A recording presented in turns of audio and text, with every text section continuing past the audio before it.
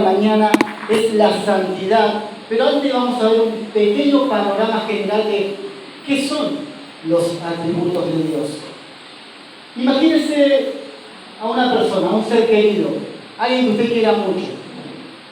Y si usted tiene que contarle a alguien las características de esa persona, ¿qué diría de ese ser querido? Probablemente diría que es bueno, no sé, es fiel, es bondadoso. Cuando describimos esas características, lo que estamos haciendo es describir los atributos de una persona. Cuando hablamos de los atributos de Dios, lo que estamos diciendo son las características que forman al ser de Dios. Es decir, las características que forman la esencia de Dios. Por ejemplo, alguna característica, dígame, que usted sepa, Dios es amor. Dios es amor.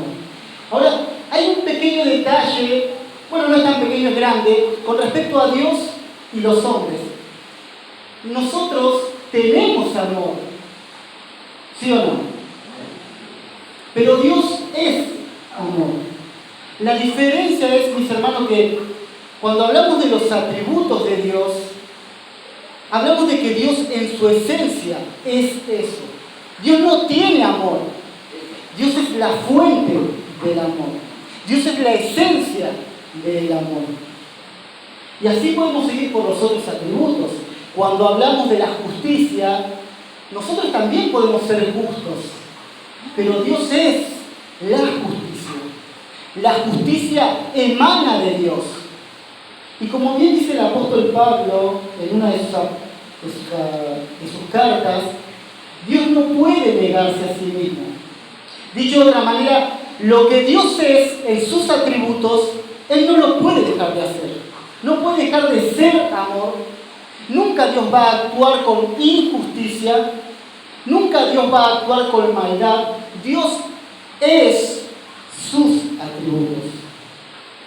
Ahora, una pequeña división que podemos hacer solamente en el estudio como para poder comprenderlo, es que podemos dividir que hay atributos comunicables y atributos incomunicables. ¿Cuáles son aquellos atributos comunicables? Son aquellos atributos que Dios comparte con su creación, es decir, con nosotros. Dios es amor y Él nos comparte de ese amor. Por eso nosotros podemos experimentar el amor. Dios es justicia y nosotros podemos actuar con justicia. Y así podemos seguir. Dios es bondadoso, Dios es bueno, Dios tiene gracia, Dios es misericordioso. Son atributos que Dios ha decidido compartir con nosotros. Recuerda lo que dice Génesis, que el Señor nos hizo a su imagen y semejanza. Pero hay otros atributos que Dios no puede compartir porque son propios de Él. Por ejemplo, la omnipresencia. Esto significa que Dios puede estar en todos los lugares al mismo tiempo, mas nosotros podemos estar en un solo lugar a la vez. Y aunque a veces nuestra mente puede estar en otro lado, no obstante estamos acá en esta mañana y no estamos en otro lugar. A eso se conoce como atributos incomunicables. Otro sería, Dios es todopoderoso. Dios es eterno. No es así con el ser humano. Por lo tanto, mis hermanos, los atributos de Dios son las características que conforman al ser de Dios en su esencia. Hay algunos que Dios comparte con nosotros y hay otros que pertenecen solamente a Dios. En esta mañana, mis hermanos, vamos a ver el primer de los atributos de esta serie, que es la santidad. Un atributo comunicable. Y para ello les pido que vayamos a Isaías, capítulo 6.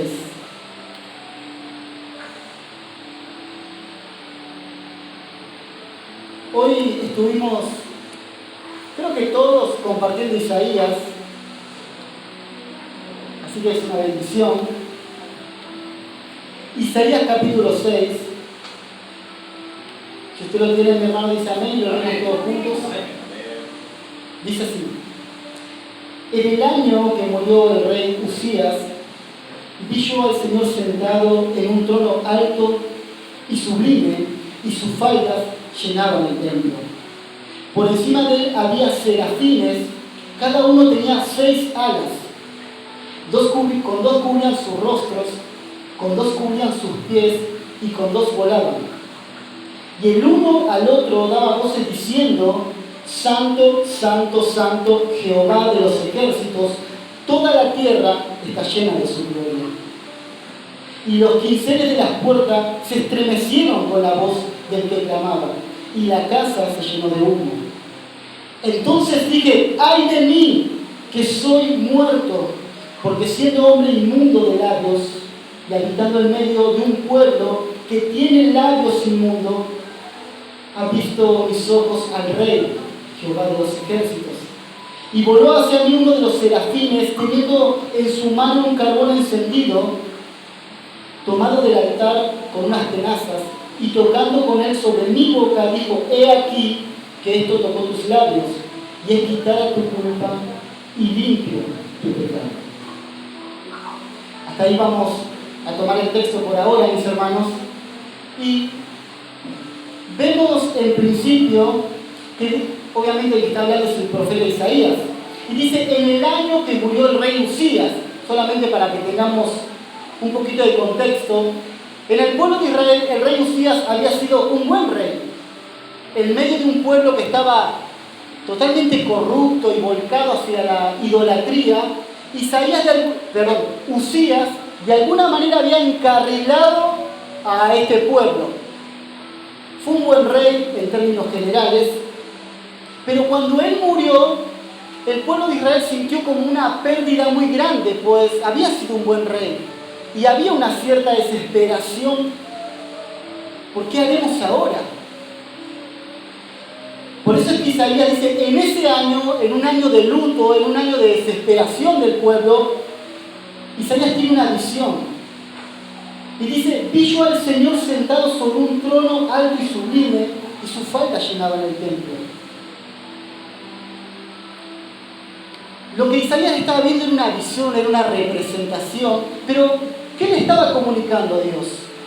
Que a pesar de que aquel rey, que de alguna manera era la esperanza para el pueblo, había muerto, hay un rey que está sentado sobre todos los tronos más altos que este mundo y que su gobierno es eterno.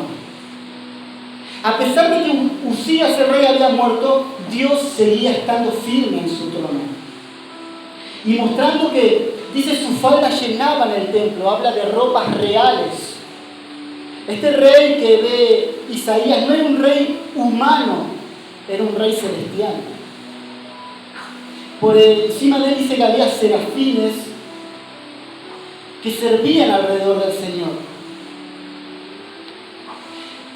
Y dice que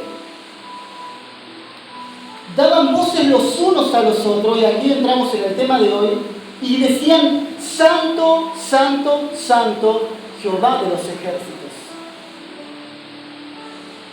Podemos hablar de la santidad, pero antes tenemos que aclarar: ¿qué significa santo?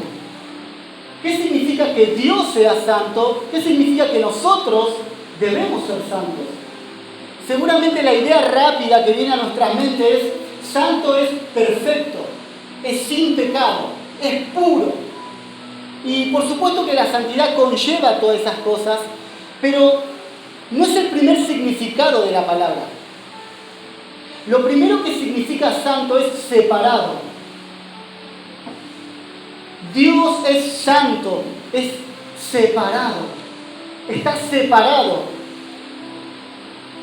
Ahora, cuando dice separado, no estamos hablando de distancia, sino de esencia. Dicho de otra manera, Dios es distinto a cualquier cosa de la creación.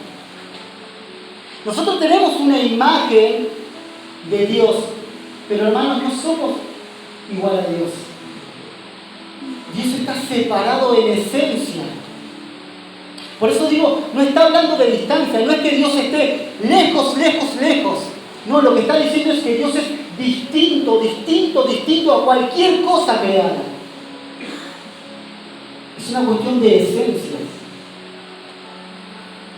Hay personas que dicen hoy, si Dios es tan real, ¿por qué no aparece? Y dicen, miren, acá estoy, yo soy Dios, y se acaba todo el debate. Hermano, es que es una cuestión de esencia, de naturalezas. Voy a poner un ejemplo de eso. Imagínate que estás por hacer un asado. ¿Cuánto dicen? Amén. Ahora, tú haces fuego.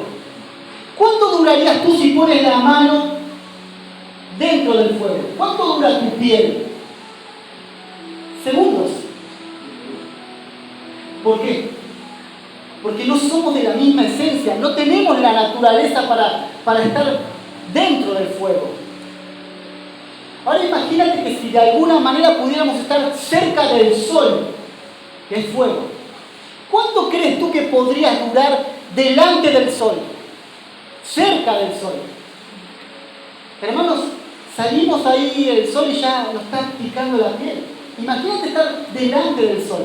Ahora multiplica la fuerza y la potencia del sol por millones y así es la presencia de Dios. El ser humano en su naturaleza pecaminosa no puede estar en presencia de Dios porque son naturalezas que no son compatibles. Cuando el ser humano cae con Adán y Eva, nuestra naturaleza fue caída, nos hicimos corruptos. Por eso hubo un divorcio, una separación. Dios ya no puede habitar con nosotros. ¿Sí entienden, mi hermano? Entonces no es que Dios esté jugando a las escondidas. Es que Dios es santo y nosotros pecadores. Por eso estamos hablando de la esencia de Dios, su santidad. Dice el Señor, nadie puede ver a Dios y permanecer vivo. Pero Dios es bueno y Él quiere acercarse a nosotros. Ya que el ser humano quedó imposibilitado de estar en la presencia de Dios, entonces es Dios el que toma la iniciativa para acercarse a nosotros. Hermano, el pecado es grave. El pecado nos aleja de Dios. El pecado corrompe la naturaleza humana y hace que nosotros cada vez estemos más lejos de Dios. Cuando el hombre peca, se levanta en rebelión contra Dios. A veces, y sobre todo en este tiempo que vivimos, y lastimosamente desde muchos púlpitos, se quiere como enseñar que el pecado no es tan grave, como que se suaviza el pecado, no pasa nada, son errores humanos, somos débiles. Como que, bueno, ya Dios sabe que yo tengo esta debilidad, peco, no pasa nada. Total, Jesús murió por mí en la cruz. Pero mira, mi hermano, el pecado es tan grave que nos separó de Dios. Y el pecado era tan grave antes como lo sigue siendo hoy en día. El pecado hoy en día manda gente al infierno. El pecado no se ha suavizado, mi hermano. El pecado sigue siendo tan grave como antes. La gente dice, tanto lío por un pecado, tanto lío por una mentira, por una infidelidad, tanto problema. Sí hay tanto problema, porque eso nos condena, mi hermano. Quiero darte una imagen. Imagínate esto. No sé cuántos tienen chicos en la casa. Imagínate tu sobrinito, tu hijito, 5 años, y tú entras en la cocina y el niño de la casa está pisando una hormiga. ¿Qué dirías tú? Probablemente nada. Es una hormiga, ¿verdad? Ahora digamos que la misma escena tú entras y no es una hormiga, es una cucaracha lo que está pisando. ¿Qué dirías tú? Probablemente nada, y quizás lo felicites porque ¿quién quiere tener cucarachas en la cocina? Pero imagínate que cuando tú entras, él está pisando al gatito de la casa. ¿Qué pasa ahí? Tú dirías, bueno, pisarlo no pasa nada. No, es probable que de un grito diga, ¡no! Eso no se hace, está mal. La pregunta es ¿por qué? ¿Por qué no pasa nada si pisa una hormiga? ¿Por qué nos felicitamos si pisa una cucaracha? Pero ¿por qué está mal pisar al gato? Porque, mi hermano, en el fondo, nosotros entendemos que la dignidad del gato, la dignidad de la vida del gato, es más valiosa que la de la hormiga. Ahora, no lo estoy juzgando, no digo que esté bien o que esté mal, simplemente es así o no. ¿No parece que importa más la vida? La dignidad significa el valor de la vida. Ahora, imagínate que no es el gato, sino que es el bebé de la casa. ¿Qué harías tú? Porque entiendes que la vida de ese bebé vale muchísimo más que la del gato y muchísimo más que la de la hormiga. Hermano, cuando nosotros pecamos, estamos pisando la santidad de Dios. Por lo tanto, no es solamente la acción, es a quién se lo hacemos. No es solamente la acción de pisar la hormiga o de pisar, es qué estamos pisando. No es lo mismo, como dije, pisar una hormiga que pisar a un bebé. Aunque la acción sea la misma, lo que lo hace más grave es a quién se lo hacemos. Dios es santo, santo, santo. Cuando nosotros pecamos, nos levantamos en contra de Dios. Nos rebelamos en contra de Dios. Y le estamos diciendo, Dios, tú eres el creador, tú eres santo, pero a mí no me importa. Yo voy a hacer lo que yo quiero. Yo sé que nadie dice eso con sus palabras, pero lo decimos con nuestras actitudes, mi hermano. No me importa lo que tú hayas hecho.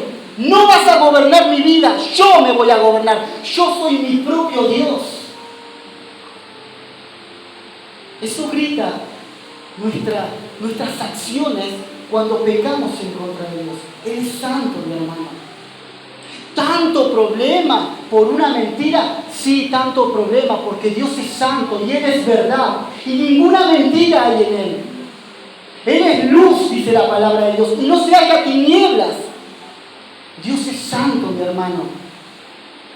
Y si Dios no perdonó a los ángeles cuando se levantaron en rebelión, Satanás y los demonios, y la Biblia dice que los ángeles son superiores en sabiduría, en potencia, son superiores a nosotros, pero Dios no los perdonó, ¿cómo es que nos puede perdonar a nosotros que somos hormigas?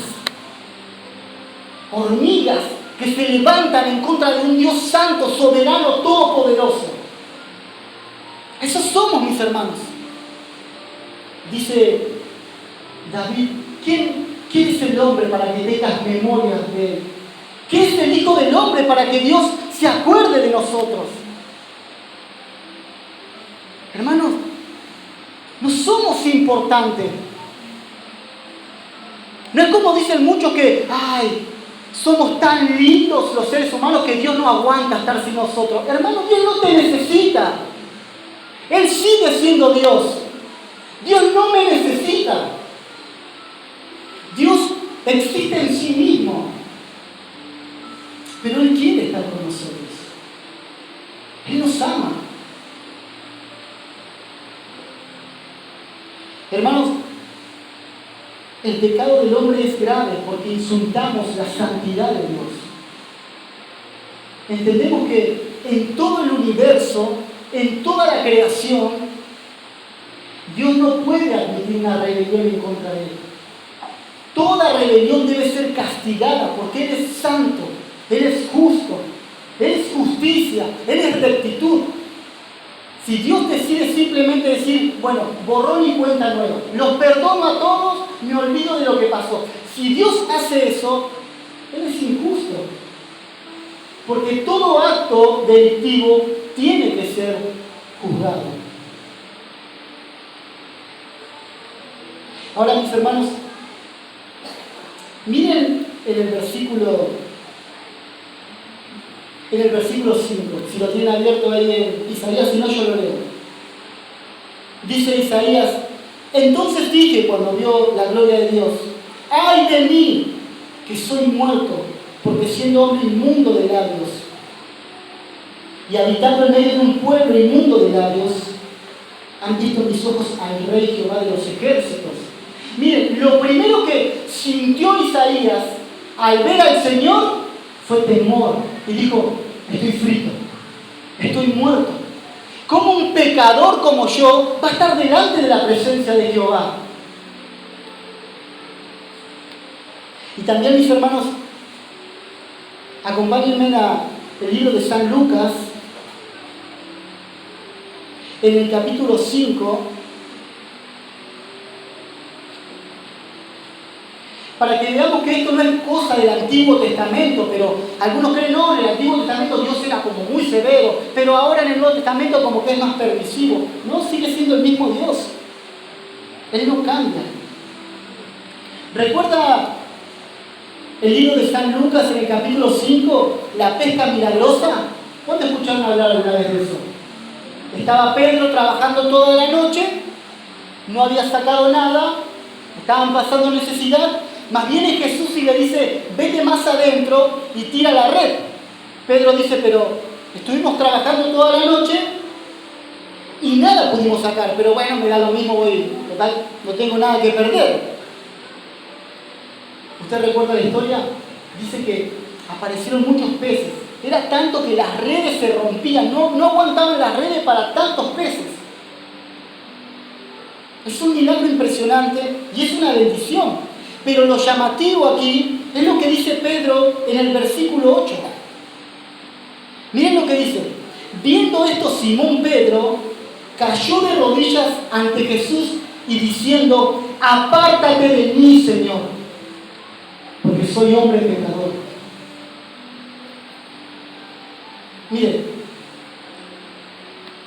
alguno imaginará, bueno, Pedro, después de ver tantas pescas, dijo, bueno, Señor, vamos a hacer un negocio, vos hacer aparecer los peces, yo los saco, los vendo y vamos mitad y mitad, y así financiamos tu ministerio. Digo, los predicadores de la prosperidad se harían un festín con esto. Pero eso no es lo que dice Pedro. Pedro dice, apártate de mí, Señor. Isaías dice, estoy muerto. Y Pedro dice, Señor, yo no soy digno de estar en tu presencia. Hermano, ¿por qué es importante conocer los atributos de Dios? ¿Por qué es importante conocer la santidad de Dios? Porque hasta que no conozcamos quién es Dios, no vamos a conocer cuán pecador somos nosotros. Es cuando tú te encuentras con la santidad de Dios, cuando tú dices, Dios es perfecto, y te miras a ti mismo y dices, yo no puedo estar cerca de ese Dios. Yo soy pecador. ¿Por qué hay tanta gente que hoy toma el pecado con mucha liviandad? Hermanos, porque no conocen a Dios. Porque no conocen a Dios. Porque simplemente conocen a ese Dios de las redes sociales. Al Dios que es un Dios buenito, que no pasa nada, que lo único que quiere es cumplir tus sueños, que quiere que te vayas de vacaciones, que seas millonario, que cumplas tus sueños. Pero hay un problema con ese Dios, que no existe. Pequeño detalle. El Dios del que habla la Biblia es un Dios que te quiere santificar y que te quiere salvar de tu pecado que te condena. Ese es el Dios. Por eso hay una sola respuesta del ser humano cuando se encuentra con el Señor: humillarse. Ay de mí que soy muerto, dijo Isaías. Y Pedro dice, Señor, apártate de mí. Es que solamente cuando veamos y conozcamos quién es Dios, vamos a saber realmente quiénes somos nosotros.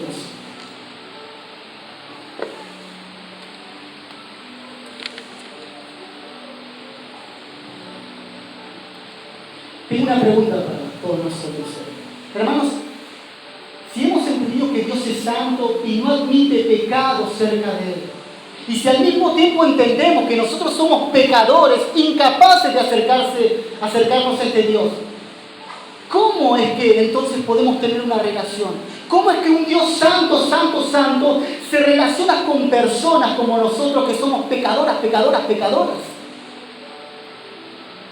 ¿Cómo podemos acercarnos a Él? ¿Cómo ¿cómo podemos tener una relación con ese Dios? Bueno, mis hermanos, la respuesta es la cruz. Es la cruz.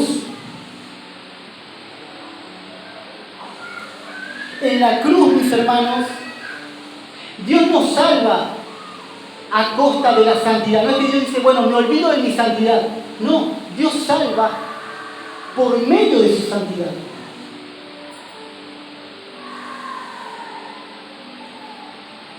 Otra vez vamos a Isaías y miren cómo lo cuenta Isaías. Cuando él dice, estoy muerto porque vieron mis ojos a Jehová de los ejércitos. Verso 6 dice, y voló hacia mí uno de los serafines, teniendo en su mano un carbón encendido, y tomado del altar con unas tenazas, y tocando con él sobre mi boca, dijo, he aquí que esto tocó mis labios, y es quitada tu culpa y limpio tu pecado. Hermanos, Isaías, al ver la gloria de Dios, se arrepintió. Pero fíjense que la iniciativa de limpiar a Isaías vino del cielo. Es Dios el que nos santifica. Es algo que Dios hace en nosotros por medio de la cruz. Debido a que el hombre no se puede acercar a Dios por su pecado, es Dios el que se acerca al hombre.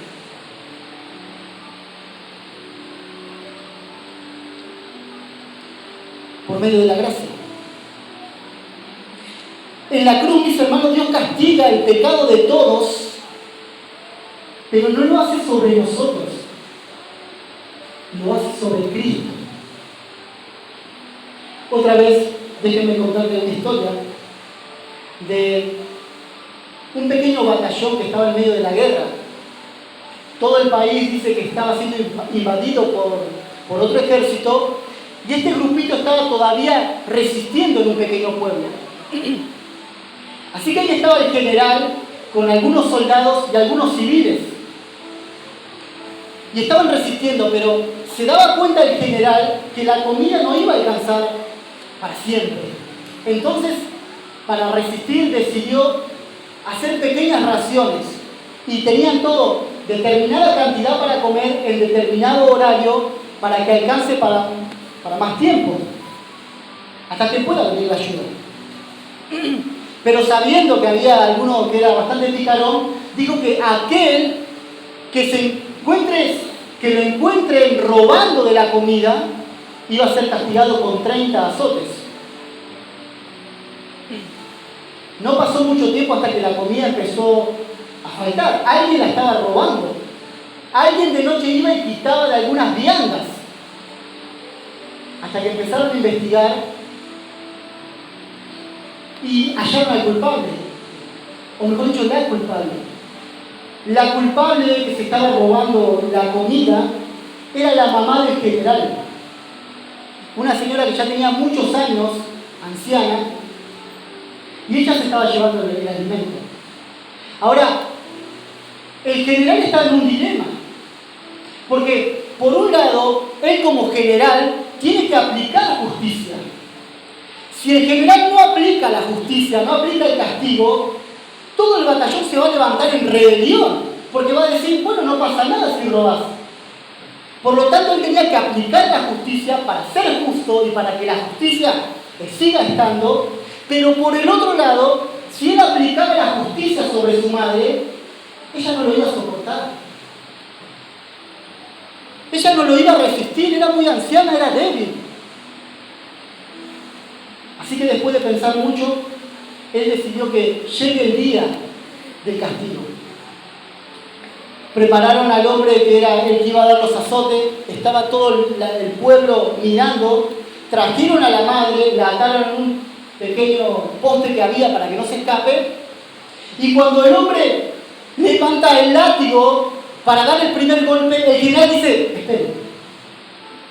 Se acerca donde está la madre, la desata, se saca él su campera, su saco, con todas sus estrellas, se queda desnudo en la parte de arriba y se ata a él. Y dice, golpéenme a mí.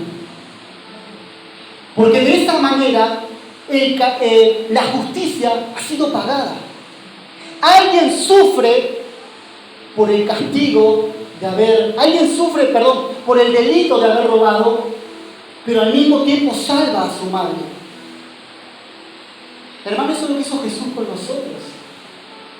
La justicia de Dios, la santidad de Dios merece, tiene todo pecado merece ser castigado, pero nosotros no lo podemos soportar. Por lo tanto, el Hijo de Dios se hizo hombre y tomó tu lugar.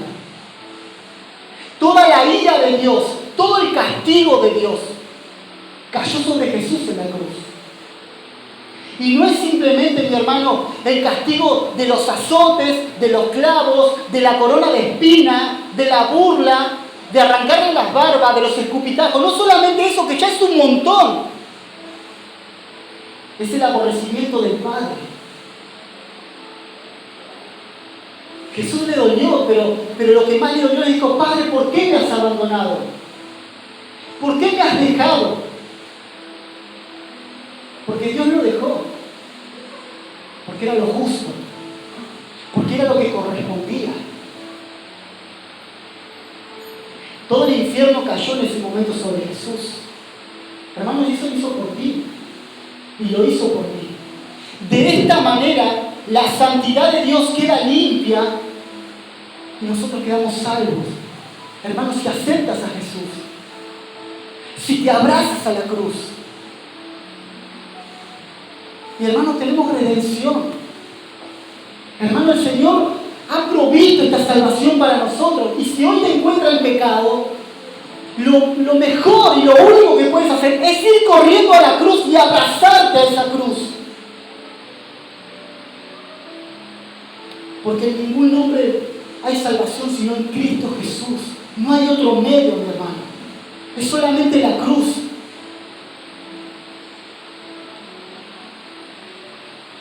Quiero terminar con este punto. Entendiendo que el Señor ha provisto salvación para nosotros, ¿qué espera Dios de su pueblo? ¿Qué espera que vivamos? Bueno, algunos dicen, bueno, como ya pagó Jesús en la cruz, ya está, listo, ahora podemos hacer lo que queremos, total, tenemos un cheque en blanco. No es así, mi hermano. Jesús no murió en la cruz para que sigamos pecando de la misma manera. Jesús murió en la cruz para que nosotros vivamos en santidad. Por eso vemos en el Nuevo Testamento que hay un mandato a vivir en santidad. Dice la palabra de Dios: sed santos, porque yo soy santo, dice el Señor. Eso lo dice en la epístola de Pedro. Buscad la paz y la santidad, sin la cual nadie verá a Dios. Eso lo dice Hebreos, está todo en el Nuevo Testamento. Dios espera de ti, mi hermano, y de mí, que persigamos la santidad. Dios ha compartido su santidad con nosotros. Ahora, sabemos que no de manera perfecta.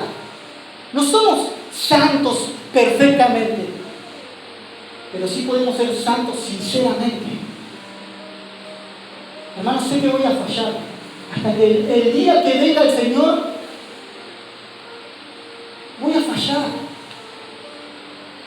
El cristiano peca, mi hermano, no deliberadamente, pero cae.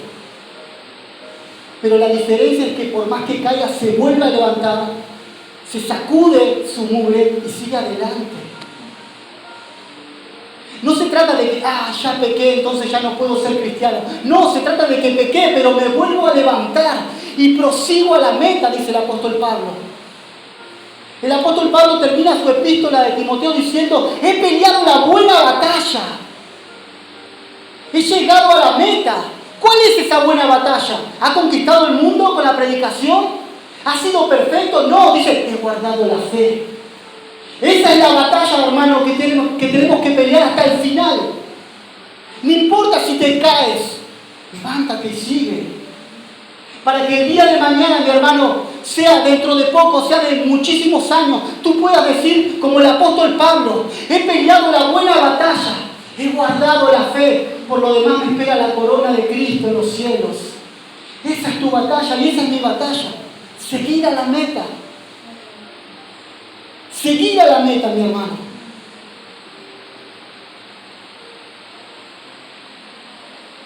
Y otra vez, recordemos que santo no significa totalmente inmaculado, significa separado. Dios no espera que tú te vayas solo por ahí para no pecar y te aísles del mundo. No, Dios te necesita en el medio del mundo, pero separado acá del corazón. Miren lo que dice el libro de Juan, en el capítulo 17, en la oración sacerdotal se conoce. Es Jesús orando por sus discípulos. Juan capítulo 17 y verso 15.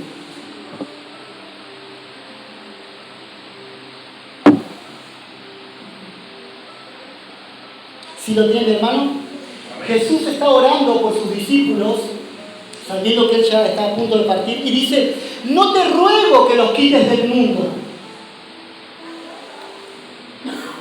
sino que los apartes del mal. Hermano, vivir una vida en santidad no se trata de vivir aislado de todo el mundo. Se trata de vivir apartado del mal. Nosotros no tenemos que aislarnos del mundo. Porque Jesús dijo que somos luz del mundo. Y nadie enciende una luz para esconderla. Como luz en el mundo, debemos vivir en la sociedad, pero santamente, apartados del mal. Somos luz en el medio del trabajo. Somos luz en el barrio. Somos luz en la escuela. Cuando nos juntamos con amigos, somos luz ahí. Ahí es donde Dios te necesita. En el medio del mundo, pero apartado del mal.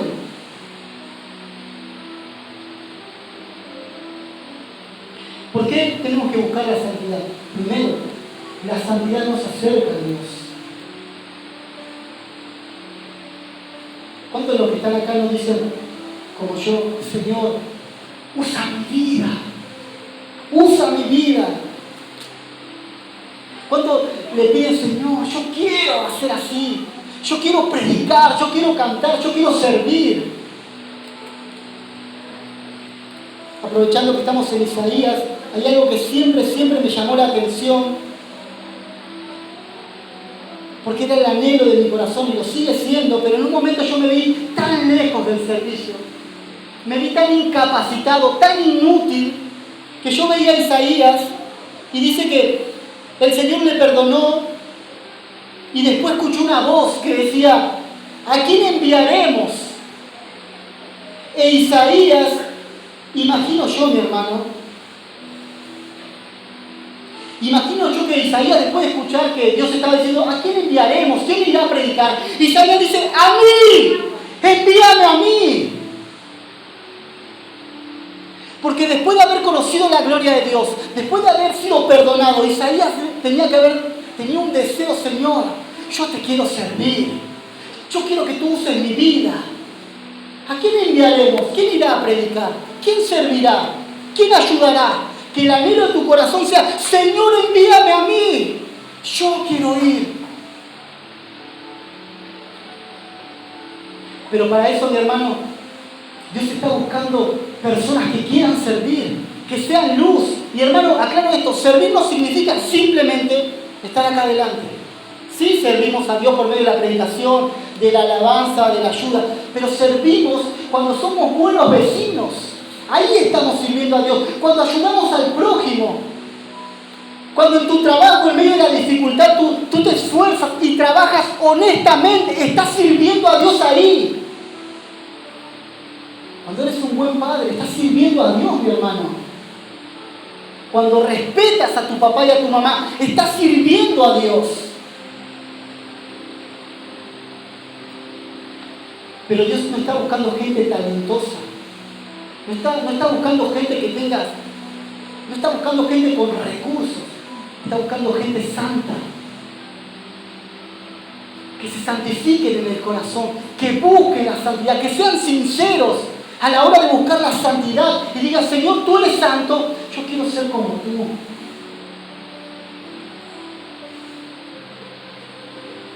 Quiero ser como tú, Señor.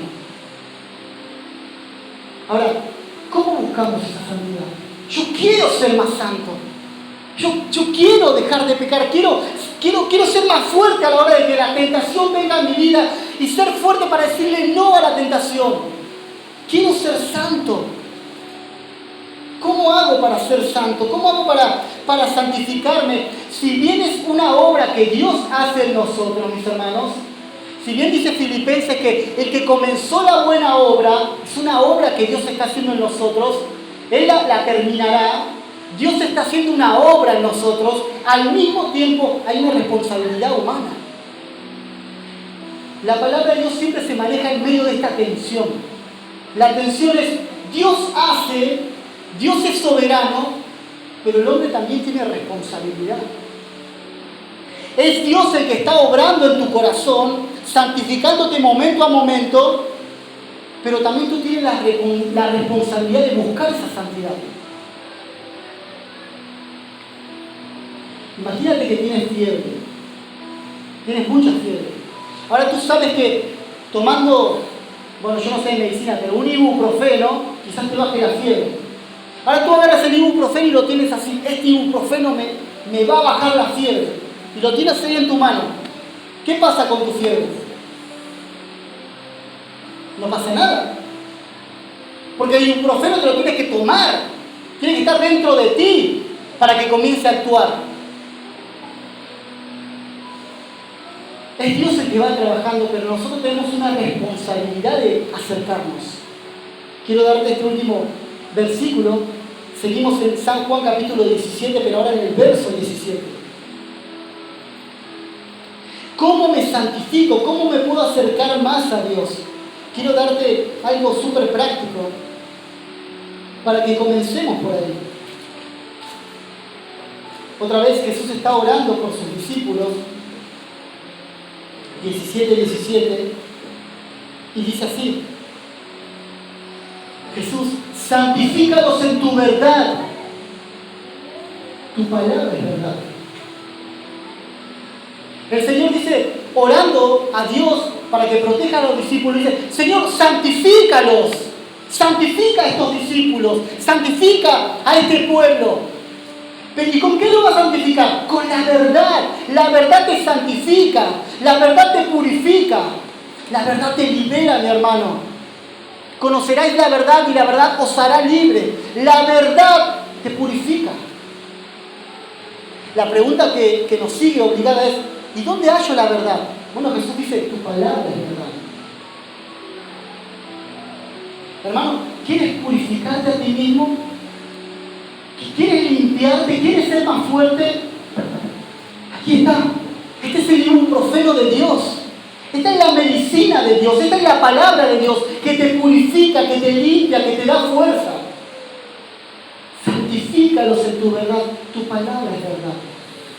Necesitamos conocer a Dios por medio de la palabra.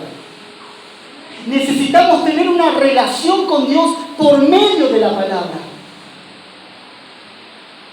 Y es la palabra, mi hermano, la que va produciendo en ti santidad. Es la palabra la que te va fortaleciendo.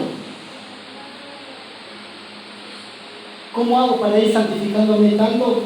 ¿Cómo hago para ir siendo cada vez más a la forma de Dios? Paso tiempo con su palabra. Paso tiempo con la Escritura, porque la Escritura es la palabra de Dios, la palabra revelada de Dios. Lo que Dios quiere dar a conocer acerca de Él, lo dejó aquí. No hay otra manera de conocerlo, hermano. Lo que Dios quiere que tú conozcas acerca de Él, está aquí. No busques por otro lugar. Está en su palabra. Santifícalos en tu verdad. Tu palabra es verdad. Así que, mis hermanos, en esta mañana hemos visto de qué se trata la santidad de Dios. Es el atributo de Dios que permea los demás atributos. Hemos escuchado hablar de la santa gracia de Dios, el santo poder de Dios, la santa palabra de Dios. Dios es separado, inigualable. Dios es en esencia distinto a todas las cosas. También hemos visto que el ser humano es pecador y no tiene acceso a Dios por su pecado. Pero que Dios, por medio de su amor, nos abrió el camino, que es la cruz. Y en ese camino encontramos un acercamiento a Dios. Dios nos ha provisto la cruz. También hemos visto, mi hermano, que esa cruz, que esa salvación nos demanda vivir en santidad y buscar la santidad. Pero ahora, mis hermanos, necesitamos tener una respuesta al Evangelio. El Evangelio, mis hermanos, siempre demanda una respuesta. ¿Qué vamos a hacer? Sabiendo que Dios es santo y nosotros somos pecadores, ¿qué vamos a hacer? Bueno, hay dos cosas que podemos hacer. La primera es hacer como Pedro y hacer como Isaías y humillarnos delante de Él y reconocer que no podemos acercarnos a Él, sino que por medio de la cruz. Y lo segundo es ser indiferente al Evangelio. ¿Me escuchan, mi hermano? Cada vez que una persona rechaza el Evangelio de Dios, su corazón se endurece. Es una posibilidad menos que tiene. Cada vez que alguien escucha el Evangelio, Dios hablando, y la persona rechaza ese Evangelio, cada vez su corazón se va cerrando más.